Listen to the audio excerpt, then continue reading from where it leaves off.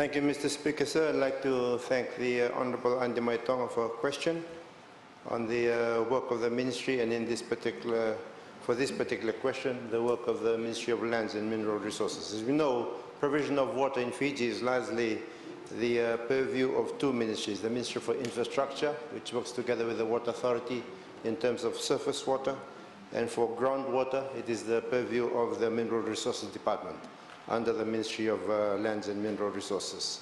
This is one of the critical things that we need to do. We know that the provision of water is something that's in our Constitution. There's also a SDG that is around water and sanitation.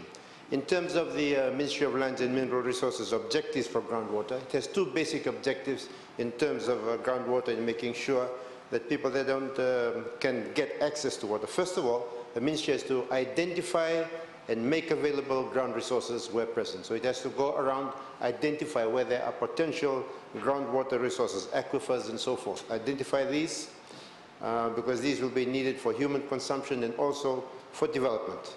It then needs to conduct hydrological investigations and assessments, and as a result of this then provide quality boreholes to supply that clean and safe water to all Fijians.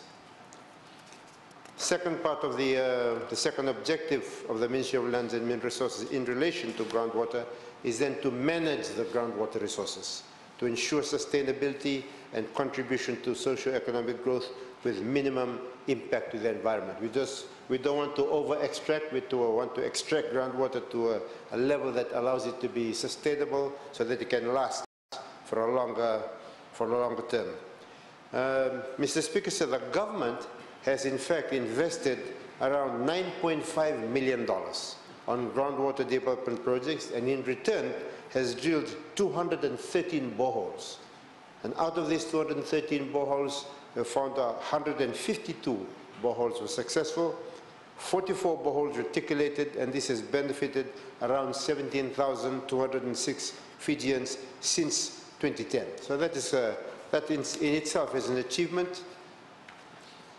In the year 2019-20 financial year, this particular financial year, groundwater development program, the Ministry has now successfully completed another 23 groundwater surveys, 17 groundwater drillings, and 7 boreholes reticulation, and work will progress until the end of June. Next year, we are looking in the Ministry for the 2021 program. We hope to be able to select 15 communities based on the severity of the problems they face in terms of access to water, and hopefully we'll be able to carry out the groundwater drillings and the groundwater surveys, and also to have seven communities to have their boreholes reticulated so that people can get the water into their homes. Additionally, the Ministry of Lands and Mineral Resources will continue to work together with requests from the Water Authority of Fiji and also the commercial water bottling companies. We'll continue to also facilitate the two groundwater programs that we have. One that is focused on small islands and the other that is focused on large islands, so that vulnerable communities can have access to clean and safe water.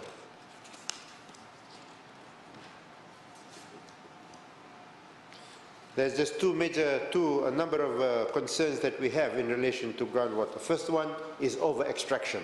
We want to make sure that we never ever over-extract in terms of the amount of the resource that is there. And the second issue that we're always worried about is pollution, about contaminants getting into the groundwater that we have. Groundwater can be contaminated where recharged water carries chemical pollutants, usually from agriculture, waste disposal or industry.